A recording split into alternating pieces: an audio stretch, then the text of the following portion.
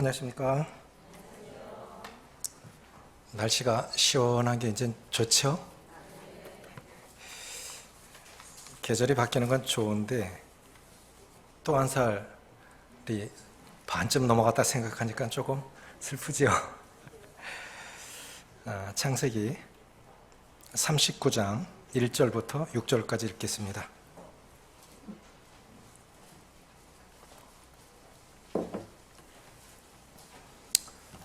창세기 39장 1절부터 6절입니다. 같이 읽겠습니다. 시작. 요셉이 이끌려 애굽에 내려가매 바로의 신하 춘희대장 애굽 사람 보디발이 그를 그리로 데려간 이스마엘 사람의 손에서 요셉을 산이라. 여호와께서 요셉과 함께 하심으로 그가 형통한 자가 되어 그의 주인 애굽 사람의 집에 있으니 그의 주인이 여호와께서 그와 함께 하심을 보며 또 여호와께서 그의 범사에 형통하게 하심을 보았더라. 요셉이 그의 주인에게 은혜를 입어 섬김에 그가 요셉을 가정 총무로 삼고 자기의 소유를 다 그의 손에 위탁하니 그가 요셉에게 자기 집과 그의 모든 소유물을 주관하게 한 때부터 여호와께서 요셉을 위하여 그 애굽 사람의 집에 복을 내리심으로 여호와의 복이 그의 집과 밭에 있는 모든 소유에 미친지라. 주인이 그의 소유를 다 요셉의 손에 위탁하고 자기가 먹는 음식 외에는 간섭하지 아니하였더라. 요셉은 용모가 빼어나고 아름다웠더라. 최악의 상황에서 최선의 삶을 사는 비결이라는 제목으로 말씀을 드리겠습니다. 많이는 안 살아봤는데 살아가시면서 나름 인생을 어떻게 정의하고 가십니까? 그냥 사는 것과 나름 인생이 뭐다. 한 번 부여받은 생이 아닙니까? 인생을 뭐라 할까? 그리스도인이 정의하는 정의와 안 믿는 사람들의 정의는 많이 다르죠. 꿈도 그렇습니다. 내가 만든 꿈이 있고 하나님이 주신 꿈이 있습니다. 내가 만든 꿈과 하나님이 주신 꿈은 많이 다릅니다. 저는 이렇게 생각합니다. 인생을 뭐라 할까? 저는 요셉의 생애를 보면서 그리스도인 입장에서 인생은 결국 하나님이 주신 꿈을 이루어가는 과정이다. 그것이 인생이라고 저는 생각합니다. 다른 말로 사명을 이루어가는 과정일 수도 있습니다. 우리 주님은 요한복음 17장에서 아버지께서 내게 하라고 주신 일을 이루어 내가 아버지를 영화롭게 하였사오니, 아버지께서 주신 것 사명으로 받았는데 그 십자가에 죽으시는 거예요. 주님이 죽으셔야 우리에게 구원이 되기 때문에 주님 죽으셔야 되는 거예요. 그래서 주님 마지막에 다 이루었다, 다 끝냈다. 그래서 이 인생에 대한 분명한 정의가 있어야, 마지막도 기준이 있어야 내가 하나님께서 주신 꿈대로 살았나? 사명대로 살았나? 어떤 인생에 대한 기준이 있어야 마지막을 점검할 수 있고 검증할 수 있는 거 아니겠습니까? 그런 기준이 없으니 마지막에도 아무것도 없는 거예요. 그렇지 않습니까? 이건 참 그리스도인은 그저 사는 게 아니라고요. 그러니까 이런 면에서 이건 굉장히 중요하다고 생각이 되집니다. 어떤 분은 내가 평안하다고 해서 다른 사람들도 평안한 건 아닙니다. 어떤 사람은 이 순간 가장 생애 가운데 혹독한 시기를 거치고 있는 사람도 있을 수 있고, 어떤 사람은 이미 그 시기를 거쳤고, 또 어떤 사람은 그 시기를 거쳐야만 하는 사람도 있습니다.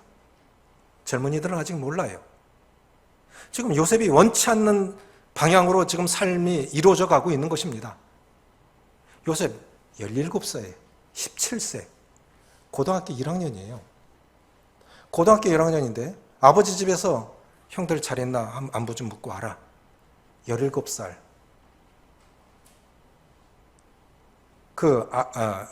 아이는 아니지만 그 청소년이 70km, 세경까지 70km 거리를 그 아버지의 심부름을 위해서 70km를 간 거예요. 보니까 형들이 없어요. 물어보니까 도당까지 갔대. 그래서 거기까지, 도당까지가 얼마냐? 100km입니다. 17살 난 아이가 김천까지 걸어간 거예요. 그것도 사막을 결국 거기 가서 형들한테 잡혀서 사실은 형들이 죽이려고 그런 거예요. 꿈꾸는 자가 오도다. 죽이자. 원래는 형들이 죽이려고 그랬어요. 그런데 유다가 형제의 피를 흘려서 뭐 하겠냐, 그냥 팔자. 그래서 사는 거예요. 참 기가 막힌, 너무나 억울한 인생. 요셉의 생애를 보면 너무너무 억울한 인생이에요. 살다 보면 그런 일 당합니다. 그런데 주님의 생애도 그렇지 않겠습니까? 주님의 생애 너무 억울한 일이에요. 요셉의 생애도 그래요. 17세 여기 보면 1절 보십시오. 요셉이 이끌려 애굽에 내려가매. 끌려. 그래서 인생은 하나님의 이 주권적 섭리 속에서 이끌려가는 것입니다. 내가 원치 않는 상황으로 하나님이 이끌어가세요. 이탈리아로 갈 일이 작정되매. 바울은 그렇게 가고 싶지 않았다고요. 바울은 로마까지 가서 복음 전하고 싶었습니다. 그런데 죄수로 가고 싶지는 않았던 거예요. 하나님이 그렇게 하신 거예요. 네, 사도 바울도 사도행전 20장에 보면 나의 달려갈 길과 주 예수께 받은 사명 곧 하나님의 은혜의 복음 증거하는 일을 마치려 하면은 나의 생명을 조금 더 귀한 것으로 여기지 아니하노라. 사명을 받았어요. 그런데 결국은 그 사명대로 온갖 고난 다 겪고 로마서 8장에 나오는 기근이나 적신이나 칼이랴 죽음이랴 이런 누가 그리스도 예수 안에 있는 하나님의 사랑에서 끊으랴 했던 그 여러 가지 것들 있잖아요. 가난이나 기근이나 적신이나 뭐 이 칼이랴 죽음이랴 이것이 사도 바울이 다 겪어본 거예요. 그 한 가지 한 가지를 사도 바울이 다 겪은 거라고. 사도 바울이 죽었던 적 있습니까? 사도 바울 죽은 적 있어요. 아시아에서 복음 전하다가 돌에 맞아갖고 죽은 줄 알고 내버린 거예요. 그런데 살아났잖아요. 그가 겪은 건 뭐냐면 그 어떤 것도 그리스도 예수 안에 있는 하나님의 사랑에서 끊을 수 없다라는 거예요. 사명이 이루어질 때까지는 안 죽는다는 거죠. 사명이 이루어질 때까지. 그리고 마지막은 내가 선한 싸움을 싸우고 나의 달려갈 길을 마치고 믿음을 지켰으니 그것이 사명 완성자의 선언이라고 그렇게 생각이 되집니다. 최악의 상황에서 최선의 삶을 사는 비결. 인생이 내가 원치 않는 방향으로 흘러갈 때 우리는 쉽게 하는 것이 낙심입니다. 낙심하고 절망하고 끝내 포기하고 싶어집니다. 그것이 자연스러운 현상이에요. 그러면 이런 최악의 상황에서 최선의 삶을 사는 비결은 무엇일까?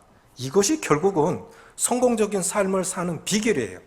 결국은 가장 어려울 때 위기관리를 어떻게 하느냐에 따라서 성공 여부가 결정이 난다고 믿습니다. 가장 어려울 때. 한번 생각해 보십시오. 나는 내 생애 가운데 최악의 순간은 이미 지나온 것 같다 라고 생각하시는 분들 계세요. 연세 드신 분들. 그러면 한번 생각해 보십시오. 그때 나는 어떻게 했을까? 그때 나는 어떻게 이 고난을 지나왔지?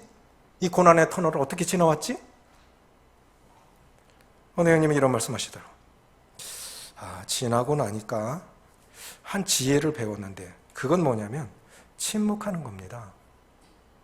사연이 있고 말할 수 있는 것들이 많이 있는데 그냥 참으니까 다 되더라고요. 전 존경하는 마음이 들었어요. 저게 하루아침에 배워진 게 아니다. 저는 고난 없이 배워진 게 아니다. 할 말이 있어요. 그런데 참으니까 다 됩디다. 이미 최악의 순간들을 지나온 분들, 자녀들을 키웠고 어려운 시절을 다 겪었던 분들, 그때 최악의 순간에 나는 어떻게 그걸 지나왔지? 하고 한번 살펴보시고, 지금 정말 내 생애 최고의 고난 가운데 있다고 생각하는 분들은 이 원리를 잘 기억하시면 정말 하나님께서 내게 허락하신 요셉은 이 고난 속에 있었을 때 자기가 원하는 대로 기대 밖의 일들이 계속 일어나니까 전혀 자기 꿈은 아마 형들에게 요셉은 좀 불행한 가정에서 태어났어요. 어머니가 넷이에요. 배다른 형제들이 13명입니다. 아들 12에 디나까지 13명이에요. 그런 집에서 아버지의 사랑을 독차지하고 삽니다. 그래서 아버지가 요셉을 채색 옷을 입혔다는 건 너를 장자로 삼겠다는 뜻입니다. 당연히 형들이 좋아하겠어요? 싫어하겠어요? 그런데 하는 짓마다 못된 짓을 해. 형들 잘못하는 거 고자질하지. 그러니까 형들이 좀 죽이자. 그렇게까지 된 거예요. 그래서 애굽의 종으로 이제 팔려간 겁니다. 아마 고난 속에 들어갔을 때는 이거 꿈이고 뭐고 우선 살아야지. 살아야지. 버텨야지. 이 생각밖에 없었을 거예요. 다 끝났을 때 총리가 돼서 형들이 자기가 꿈 꿈대로 형들이 자기 앞에 엎드려 절하는 걸 보면서 이렇게 하시려고 그랬구나. 그때서야 생각했겠지요. 고난 속에 들어갔을 때는 꿈이고 뭐고 없어요. 어떻게 지내야 되지? 어떻게 해야 되지? 아마 그랬을 겁니다. 최악의 상황에서 최선의 삶을 사는 비결, 첫째는 자리에 대한 인식입니다. 따라해 보십시오. 자리에 대한 인식. 저는 이건 참 중요하다고 봅니다. 창세기 39장에서 2절에도 3절에도 4절에도 계속 나오는 것이 2절 여호와께서 요셉과 한가를 하심으로 그가 형통한 자가 되어 그의 주인 애굽 사람의 집에 있으니 3절 그의 주인이 자 보십시오. 사랑받는 아들의 자리에서 지금 종의 자리로 내려갔죠. 하나님께서 보디발을 그의 주인으로 삼으셨어요. 내가 왜 이래야 되지? 이러는 사람은 하나님의 뜻을 이루어갈 수가 없습니다. 야곱이 잘못한 게요. 훈련받지 않은 아들을 장자로 삼으려 했던 것이 잘못된 거예요.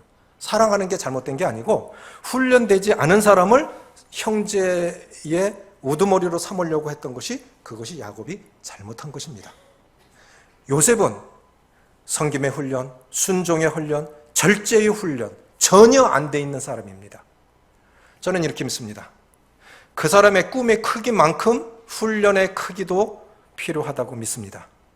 왜? 잘 살아요. 누구보다도 참 열심히 살고 주님 안에서 잘 사는데 왜 저렇게 고난을 겪을까? 그렇지 않은 사람 그냥 막말로 땡땡이 치고 그냥 날라리 같은 신자인데도 잘 살아. 그런데 참 주님 앞에 잘 사는 사람인데 왜 저렇게 고난이 올까? 왜 안 풀릴까? 왜 그런 것일까요? 그게 다가 아니에요. 그게 다가 아니에요. 과정이 있다는 겁니다. 꿈을 주셨으면 그래서 이 꿈을 가진 사람은 꿈을 가진 사람이 겪는 고난은 그 사람을 성숙하게 합니다. 성숙해야만 하나님의 뜻을 드러낼 수 있습니다. 골로새서 1장 27절 28절에 보면 우리가 그를 전파하여 각 사람을 권하고 각 사람을 가르치면 그리스도 안에서 모든 지혜로 각 사람을 가르치면 각 사람을 그리스도 안에서 완전한 자로 세우려 함이라. 그 완전한 자가 성숙한 자라는 뜻입니다. 성숙해야만 누군가를 가르칠 수 있고 양육할 수 있다고요. 그래서 제자 삼는 제자가 되기 위해서는 성숙해야 돼요. 각 사람이. 그것이 사도 바울의 목표였습니다. 자, 아버지가 아버지의 자리를 지키고 어머니가 어머니의 자리를 지켰기 때문에 오늘의 내가 있습니다. 우리 부모가 잘 살든 못 살든 우리 부모가 부모의 자리를 지켜주셨다는 것에 대해서 감사하십시오. 어려움이 없었겠습니까? 인생 살아가는 것 자체가 고난이에요. 인생은 고난을 위하여 난나니 불티가 위로 나른 같으니이다. 정도의 차이가 있겠지만요. 사람 살아가는 삶 속에 이 인생이라는 두 글자 속에 얼마나 험악한 의미가 담겨 있습니까? 야곱이 그렇게 고백하지 않습니까? 바로 앞에서 내가 험악한 생을 보내었나이다. 왜 어려움이 없겠어요?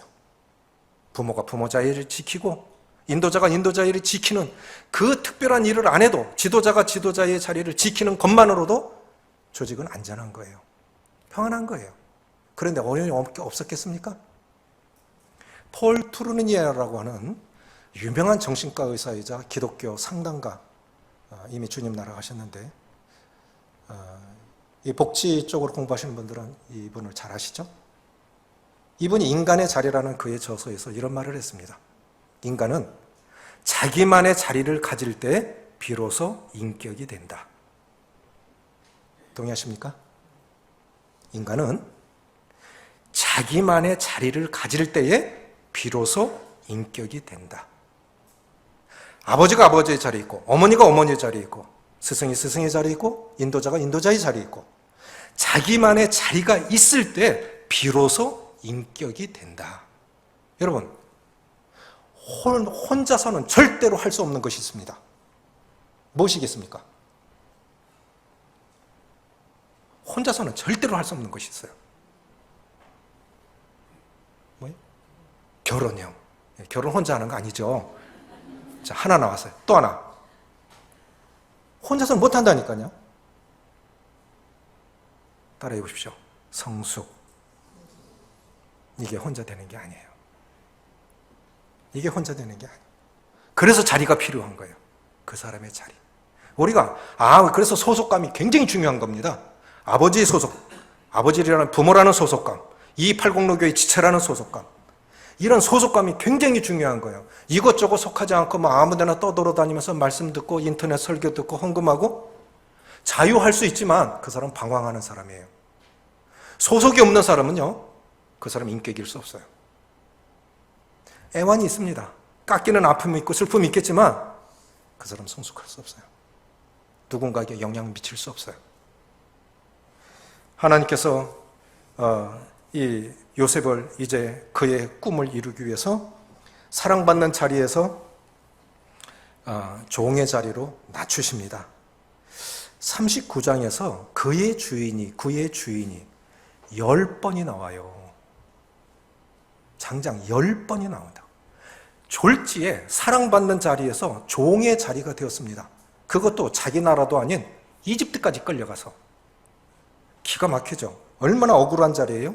그런데 유혹의 자리가 이제 요셉이 굉장히 지혜롭고 똑똑하고 성실했던 것 같아요. 그러니까 어떻게 그래? 오늘날로 말하면 국방부 이집트가 얼마나 큰 제국이었습니까? 그 제국의 국방장관 집 전체를 총괄할 수 있는 자리에 놓은 거예요. 어떻게 보면 성공한 거예요. 그 집을 총괄했다니까요. 그 성공한 거예요. 그런데 보디발의 아내에 의해서 유혹을 받습니다. 이게 다 필요했던 거예요. 순종의 훈련, 섬김의 훈련, 절제의 훈련, 이것이 다 필요했던 겁니다. 꿈을 이루기 위해서. 학생들한테 이거를 염두에 두라고 얘기를 했는데 염두에 뒀는지 모르겠어요. 유혹의 특징이 있습니다. 소식지 싫지는 않았어요. 유혹의 특징이 있어요. 첫째, 유혹은 계절마다 다르게 찾아온다는 것입니다. 유혹은 계절마다 다르게 찾아온다는 거예요. 어린아이들에겐 게임, 청소년은 게임, 중독이 될 수 있죠. 청년들은 정욕, 중장년들은 물질, 명예, 권력이라는 유혹, 노인들은 고집이라는 유혹. 자기는 몰라요. 자기는 몰라. 평생 살아온 거 안 바뀌어. 어느 번 그러더라. 아이고, 유치원 애들은 때리기라도 하지. 이게 다 이런 것들이 있는 거예요. 유혹은 계절마다 다르게 찾아온다. 두 번째, 유혹은 성공의 때에 찾아온다는 것입니다. 어려움 속에 있는 사람은 유혹 없어요. 성공의 때에 찾아온다는 거예요. 다윗이 언제 범죄했습니까? 이스라엘이 통일이 되고 안정이 됐을 때 이번에 이브라임 형제님 오셨죠? 요르단 수도 암만에서 오셨죠? 거기 치러 간 겁니다. 요르단 수도 암만. 저 정도는 나까지 갈 필요 있어? 요압 장군, 당신 가서 치고 오시오. 낮잠 실컷 자고 저녁에서 궁정 옥상 돌아다니다가 목욕하는 여자를 보니까 남자는 보는 것으로 유혹을 받고 여자는 접촉으로 유혹을 받는다 하지요. 그런데 이게 신기한 게 나이 먹어도 그건 안 되는 거예요. 이게 늙어도 안 되는 거예요. 늙었다니까요, 그 순간에. 그래, 죄를 지은 거예요. 나라가 반으로 쪼개져서 싸우고 참 비참한 일이 이루어지지 않습니까? 잊지 마십시오. 내가 누군가에게 형제님 훌륭하세요. 말씀 좋고요. 형제님 어떻게 그렇게 헌신하세요. 형제님 너무 좋아요. 칭찬할 때 조심하세요. 성공했을 때 유혹이 찾아오는 거예요. 조심하셔야 돼요. 세 번째, 매력을 통해 찾아옵니다. 요셉은 잘생겼던 것 같아요. 라헬이 예뻤으니까, 예쁜 라헬을 통해서 태어났으니까 얼마나 잘났을까요? 네 번째, 고독한 때에 찾아옵니다. 그래서 혼자 있는 거 조심하셔야 돼요. 어떤 분은 그렇게 말씀하셨어요. 혼자 있을 때의 모습이 그 사람이다. 그래서 가능하면 함께 어울리시고, 고독할 때도 이렇게 기도할 때도 기도의 시간이 필요하고 장소가 필요하겠지만 잘 어울리셔야 돼요. 근데 어려워지는 사람들 보면 잘 못 어울려요. 잘 못 어울리니까 혼자 있다 보니까 어려움을 겪는 겁니다. 고독한 때에 찾아옵니다. 그래서 유혹을 극복할 수 있는 비결은 하나님을 의식하고 단호히 거절하는 거죠. 그리고 그 장소를 피하는 것입니다. 그래서 이제 유혹의 자리가 있고, 네 번째는 이제 죄수의 자리가 됩니다. 5까지 내려가요. 더 낮추신 후에 이제 총리의 자리에 앉히십니다. 그런데 마지막이 있어요. 사랑받는 아들의 자리에서 종의 자리로, 유혹의 자리로, 죄수의 자리로, 총리의 자리로, 그리고 마지막 한 자리가 있어요. 총리까지 갔으면 꿈이 이루어졌는데, 꿈이 이루어졌는데, 그럼 다 끝난 거 아니에요? 한 자리가 남았어요. 저는 이것이 굉장히 중요하다고 봅니다. 이것이 같이 해보실까요? 용서의 자리. 저는 이거 참 중요하다고 봅니다. 그리스도인의 덕목에 있어서 이 용서라는 덕목 정말 중요하다고 봅니다. 왜냐하면 용서가 안 되면 그 사람이 성공했어도 그 성공이 무색해질 수 있어요. 마지막에 용서하지 않으면 그 사람의 성공이 무색해질 수 있습니다. 어느 경건 한 분이 이렇게 말씀하셨어요. 따라해 보실까요? 가장 큰 능력은 용서하는 것이고, 가장 큰 부는 나누는 것이고, 가장 큰 지혜는 스스로 낮추는 것이다. 저는 이거 참 중요하다고 봐요. 가장 큰 능력. 그 사람이 얼마나 큰 사람인가. 지역교회 간에 막 문제들이 일어나. 들어가 보면 핵심은 하나예요. 좁아 터졌어. 출교할 일도 아니야. 별별 일들 다 일어나. 왜 문제냐? 좁아 터져서 그래. 부부간에 왜 싸워요? 예? 진짜 그렇게 싸울 만한 일이 있습니까? 살다 보니까 좁아 터져가지고 소갈지가 그냥 밴댕이 소갈지만도 못해가지고 그래서 싸우는 거 아니에요? 가장 큰 능력은 용서하는 데 있고, 가장 큰 부는 많이 가진 것이 아니라 나누는 사람이 부한 사람입니다. 나누는 사람이. 그 사람이 진짜 부자예요. 가장 큰 지혜는 스스로 낮추는 것입니다. 그래서 최악의 순간에 최선의 삶을 사는 비결, 자리에 대한 인식. 이끌려. 하나님이 그렇게 하신 거예요. 낮추셨으면 올리시겠죠. 대저 높이는 일이 동이나 서에서 말미암지 않고 이를 낮추시고 저를 높이시는 하나님께 있느니라. 하나님이 그렇게 하셨다면 하나님이 여기 살아. 그럼 하나님이 거기 앉으신 거예요. 하나님이 나를 낮추세요? 변명하지 마십시오. 하나님이 낮추셨을 때 변명하지 마세요. 그러면 취해져요. 다 받는 거예요. 그대로 받는 거예요. 그러면 높이실 때 있어요. 높이실 때 있어요. 두 번째는 하나님에 대한 인식입니다. 자, 보디발의 아내의 누명을 쓰고 옥에 갇힙니다. 19절 20절 같이 읽습니다. 9절 10절, 그냥 9절 10절 같이 읽습니다. 시작. 이 집에는 나보다 큰 이가 없으며 주인이 아무것도 내게 금하지 아니었어도 금한 것은 당신뿐이니 당신은 그의 아내임이라. 그런즉 내가 어찌 이 큰 악을 행하여 하나님께 죄를 지으리까. 여인이 날마다 요셉에게 청하였으나 요셉이 듣지 아니하여 동침하지 아니할 뿐더러 함께 있지도 아니하니라. 이 하나님에 대한 인식. 보디발도요. 그 3절에 보시면요. 2절, 3절 같이 읽습니다. 시작. 여호와께서 요셉과 함께 하심으로 그가 형통한 자가 되어 그의 주인 애굽 사람의 집에 있으니 그의 주인이 여호와께서 그와 함께 하심을 보며 또 여호와께서 그의 범사에 형통하게 하심을 보았더라. 누가 봤습니까? 주인이 본 거예요.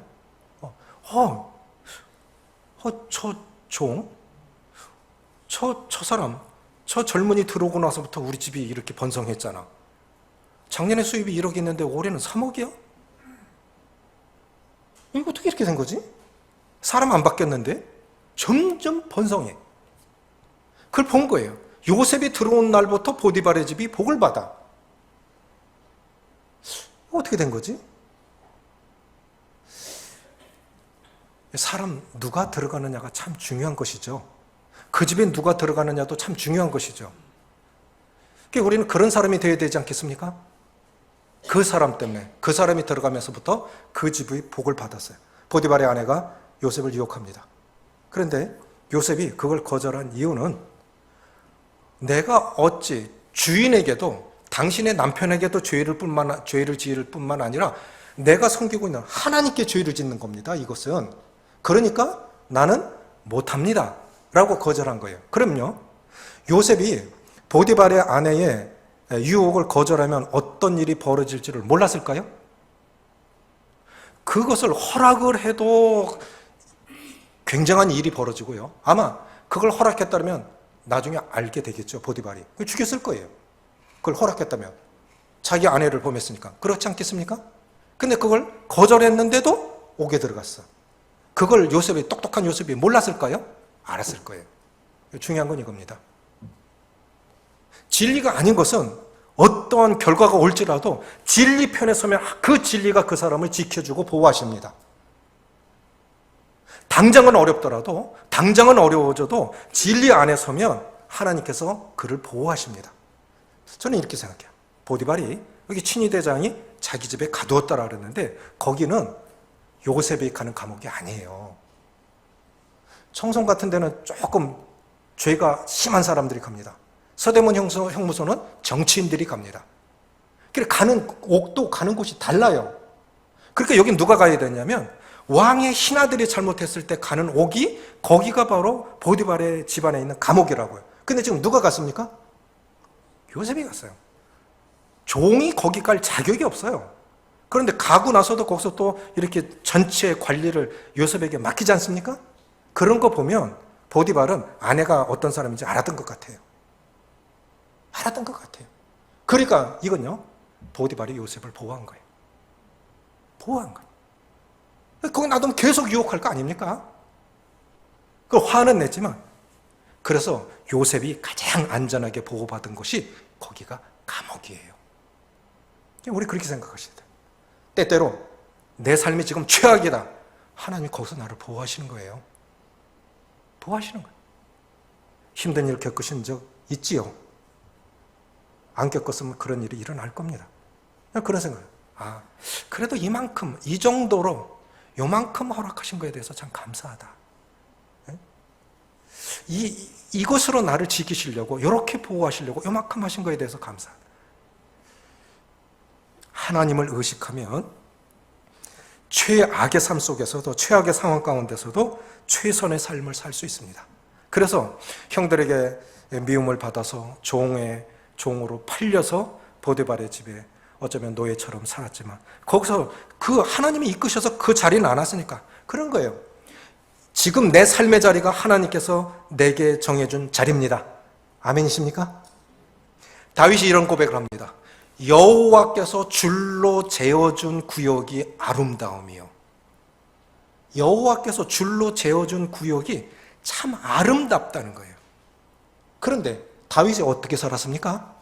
사울왕을 피해서 굴에도 숨고 도망도 다니고 쫓겨 다니는 가운데서도 그일라 거민을 보호해 줬죠. 그런데 그일라 사람들이 배신 때렸어요? 다윗 여기 들어있거든요. 와서 잡으세요. 그럼 다윗 어떻게 했어요? 그냥 갔어요. 다른 데로 갔어요. 그러니까 어디든 여기 오늘은 여기서 하나님이 여기서 싫어하셨어.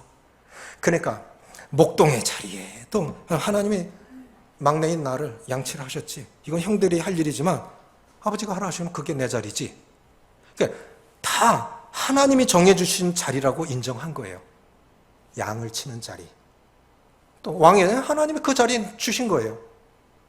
그러니까 하나님이 너를 어디에 두셔도 다 나에게 가장 필요한 자리, 꿈을 이루어가는 과정 속에서 필요한 자리라고, 사명을 이루어가는 과정 속에서 꼭 필요한 자리라고 믿으시고 그렇게 인정하셔야 됩니다.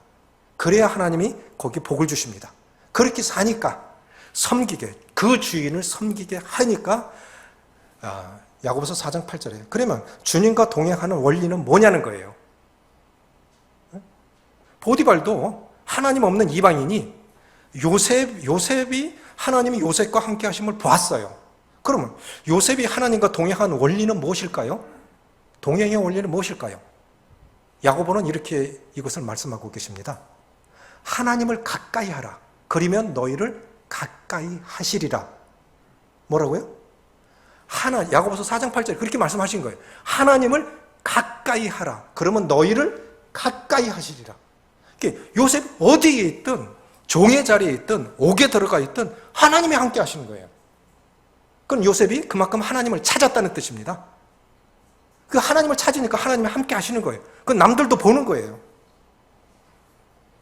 그래서 어떤 형편에서든 승리할 수 있었고 극복할 수 있었고 결국은 이 비밀을 깨닫는 지혜도 그래서 주신 것 아니겠습니까? 왕 바로 앞에 불려져 갔어요. 듣자 하니 너는 꿈을 잘 푼다 하더라. 내가 이런 꿈을 꿨는데 이게 무슨 뜻이냐? 마술사들에게 얘기했는데 애굽 제국에 있는 모든 마술사들도 못 풀어냈는데 너는 꿈을 잘 푼다 하니 한번 말해봐라 했을 때 요셉이 뭐라 합니까? 여호와께서 당신에게 평안한 답을 주시리이다. 그거 어디서 온 거예요? 그거 어디서 온 겁니까? 다니엘이 느부갓네살 왕의 꿈을 푼 건 어디서 온 겁니까? 하나님을 가까이 하라. 그러면 너희를 가까이 하시리라. 하나님을 가까이 하면 굉장히 최악의 상황 속에서도 그것을 극복할 수 있는 능력도 주시고 지혜도 주시고 모든 거 다 주신다는 거예요. 하나님을 가까이 하니까 그런 지혜가 온 겁니다. 여호와께서 당신에게 평안한 답을 주시리이다. 보통 죽음의 자리는 모든 소망이 끊어지는 순간이 죽음의 자리입니다. 다 끝나는 거 아니겠습니까? 죽음의 자리는 다 끝나는 소망이 끊어진 자리가 죽음의 자리예요. 그런데 요셉은 달랐어요. 요셉은 달랐어요. 창세기 50장에 보면 요셉이 어떻게 유언합니까? 여호와께서 너희들을 반드시 권고하리니 너희는 그때에 내 해골을 메고 올라가라.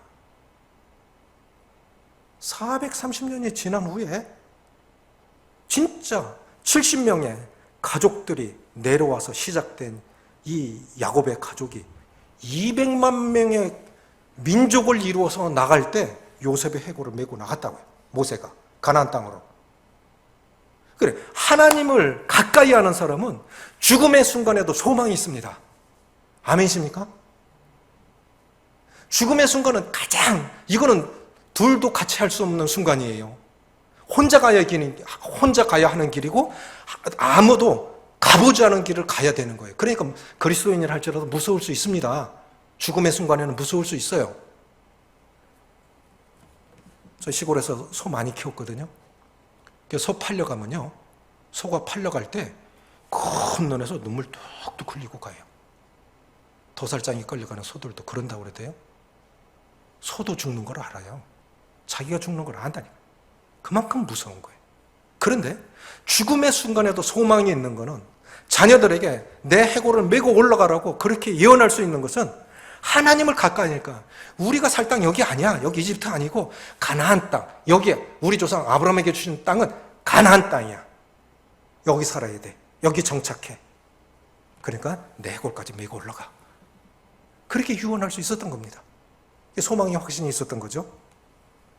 최악의 상황 속에서 최선의 삶을 살 수 있는 비결을 두 가지 말씀드렸죠. 첫째는 자리에 대한 인식. 힘들어도 버티십시오.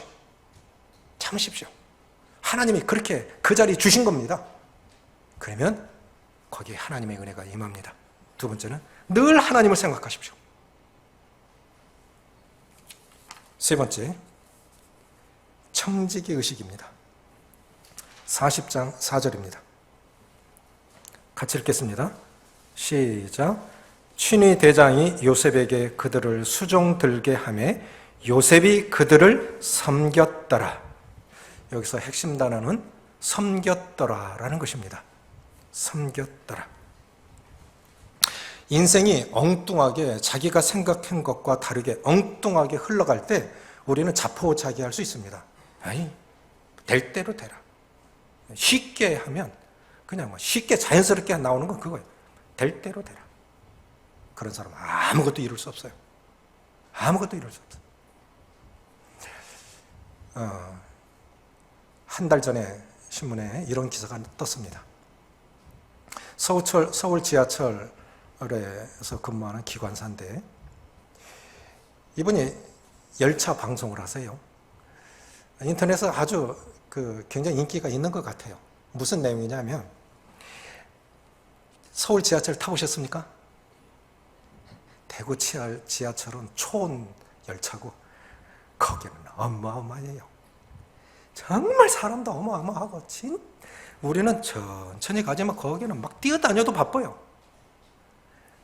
그 많은 사람들, 자기가 몰고 있는 열차에 숱한 사정을 안고 수많은 사람들이 타고 내립니다. 그렇죠? 많은 사람들이 타다 보니까 사고도 빈번하게 일어나요. 그러니까 여기서 많은 사고들이 일어나니까 스크린 도어가 있어요.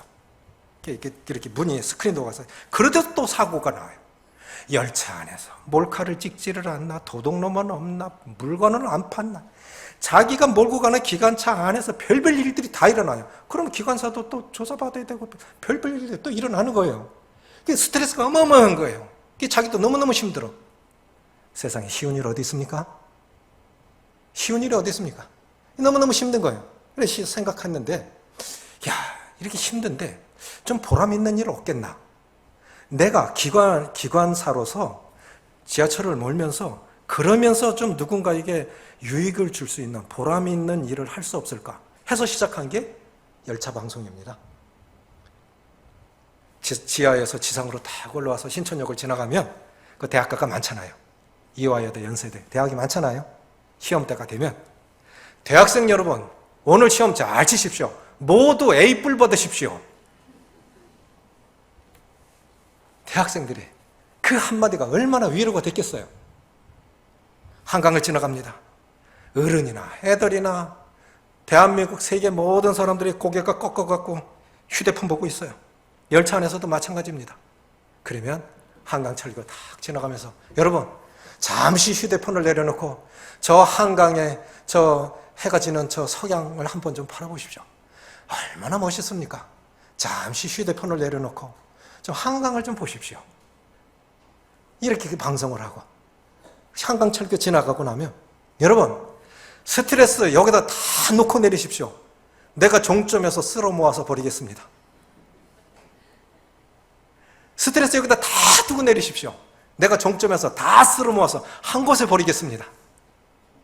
그런데 그 방송을 듣고 있던 한 직장인이 한 7년 정도 직장을 다녔던 한 남자분이 이메일을 보내가지고 내가 지금껏 7년 동안 다니던 직장을 내일 그만두려고 사표를 써놨습니다.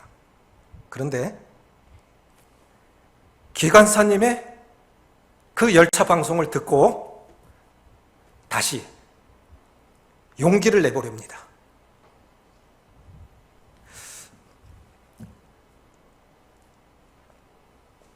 저는 이렇게 생각해요. 실제로는 아무 문제 없는 사람들이 잘 될 거야. 그건 빈말이에요. 빈말이에요. 진짜 고난을 겪어본 사람, 그런 길을 걸어본 사람이 또 현재 그런 상황에 있던 사람일 것 같으면 더 말의 영향력이 크지요. 자기도 힘든데 또 다른 사람들을 도와. 자기도 힘든데. 이번에 이브라임 형제님 다녀가시면서 성도들이 정말 크게 헌신하셨어요. 형님하고 자매님하고 정말 감사합니다. 정말 감사합니다. 어느 고3 여학생은 손편지를 썼어요. 영어로. 도전을 받았던 것 같아요. 요르단 선교에 대해서. 그래서 저에게 편지를 갖고 왔어요. 전해주세요. 편지도 아니에요. 그냥 쪽지에다가 영어로 써서. 그거를 읽고 그 자매님이 감동을 하는 거예요. 너무너무 감사하다고. 참 고3들 고생하지요. 대학 가면 진창 만창 놀지만 고3 때는 너무너무 고생을 하지 않습니까? 우리나라는 그냥 고3 때 사람을 완전 잡아요. 그러니까 대학 가니까 공부 안 하잖아요. 이거 뭔가 잘못된 것 같아요. 그렇게 힘든데 손편지를 쓴 거예요. 그러니까 얘기를 했어요. 우리 교회 학생인데 고3입니다. 굉장히 바쁜데 이 편지를 썼습니다. 쭉 읽어보고 너무너무 감동을 받는 거예요. 감동을 받아. 여러분, 내가 힘들어도요, 내가 힘든 데서 누구를 섬기면 섬김을 받는 사람이 굉장히 감동을 받습니다. 내가 어려워요. 어려운 가운데서 누군가를 돕잖아요. 그것이 물질이든 다른 것이든 어떤 것이든 어려운 가운데서 또 누군가를 섬길 때 그것이 진짜 보람입니다. 왜냐하면 그 사람이 고마워하고 그 사람이 감동받는 걸 보면 그것이 이게 참 멋있는 삶이구나. 이것이 행복이구나. 최고의 부는 뭐라고요? 나누는 것입니다. 돈이 많은 부자가 아닙니다. 나누는 사람이 부자입니다. 여기 보십시오. 이 억울한 가운데 내 인생이 왜 이래?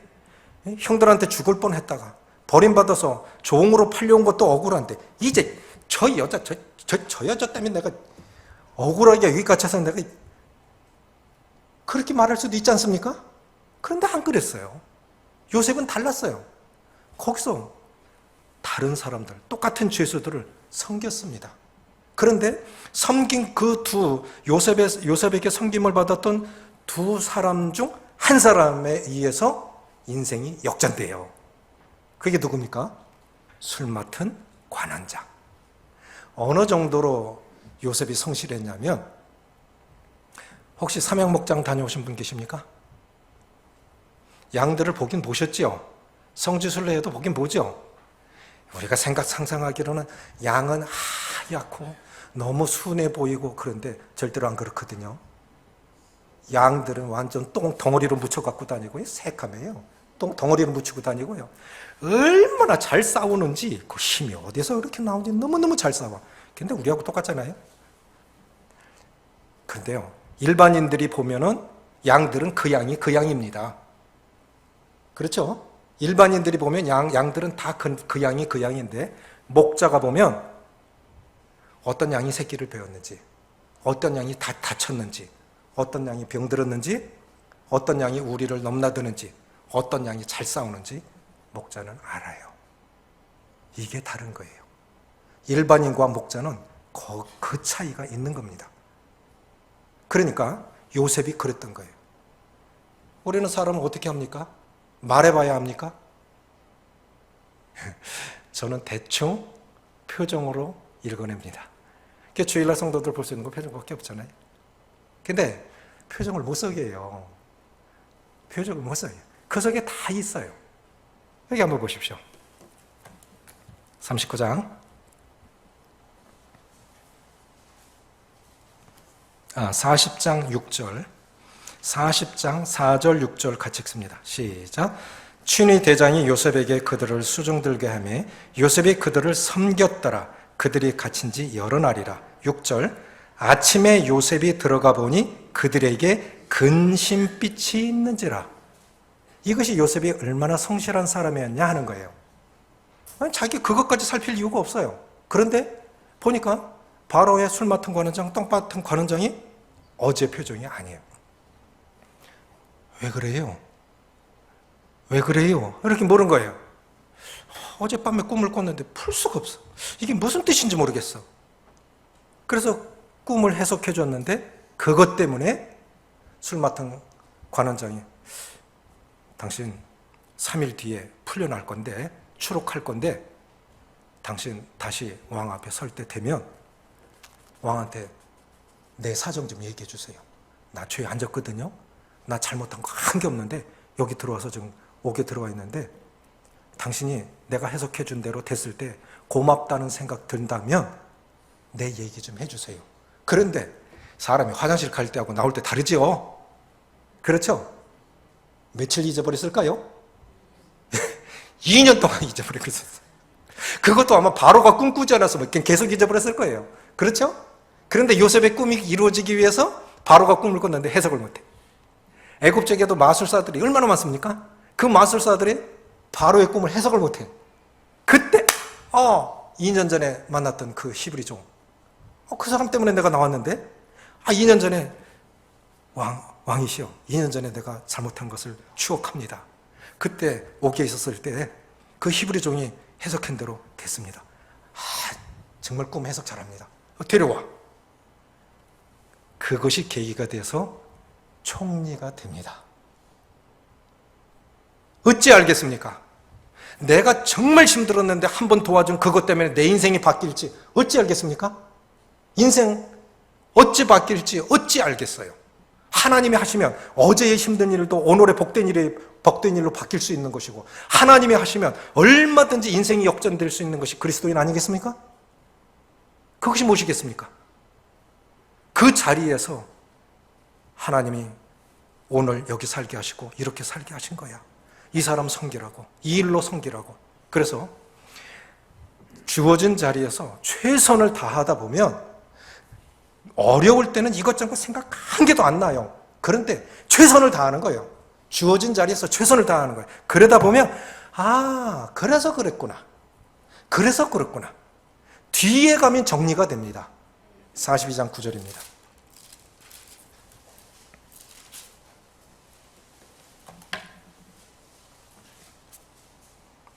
(42장) 9절 읽고 마치겠습니다. 시작. 요셉이 그들에게 대하여 꾼 꿈을 생각하고 그들에게 이르되 너희는 정탐꾼이라 이 나라 틈을 엿보려고 왔느니라. 이렇게 되었구나. 그것 그냥 주어진 자리에서, 그때는 몰랐어요. 뭐가 뭔지 몰라. 다만 그 자리에서 최선을 다한 거예요. 늘 하나님을 의식한 거예요. 그냥 자기가 할 수 있는 일에 최선을 다해서 섬긴 거예요. 그런데 진짜 꿈대로 된 거예요. 꾼 꿈을 생각하고 이러시려고 주님 그러셨구나. 이러시려고 그랬구나. 지나야 합니다. 말씀을 정리합니다. 저는 인생을 하나님이 주신 꿈이 이루어져 가는 과정이 인생이라고 생각이 되어집니다. 그것이 어떤 사람에게는 사명일 수도 있습니다. 그 과정 속에 어려운 일들을 만납니다. 왜? 훈련이 필요하니까. 성숙해져 가는 과정은 반드시 훈련이라는 과정을 통과해야만 되니까. 그 속에 이 사람하고 얽힐 수도 있고 저 일로 얽힐 수도 있습니다. 어렵다고 어려움 자체만을 해결하려고 생각하지 마시고 이 원리를 생각하십시오. 내 자리가 어디냐. 두 번째, 늘 하나님을 의식하는 거예요. 세 번째, 주어진 자리에서 최선을 다하는 것입니다. 그러면 하나님이 주신 대로 이렇게 됐구나. 결국 그 사람이 그런 과정을 거치는 것을 다른 사람들도 본다고요. 보디발이 요셉을 통해서 자기 집을 복주시는 것을 보디발이 봤던 것과 같이 그 과정을 거쳐가는 우리를 보면서 또 다른 사람들도 복을 받는 은혜가 임하고 하나님의 영광을 받으시길 원합니다. 기도하시겠습니다.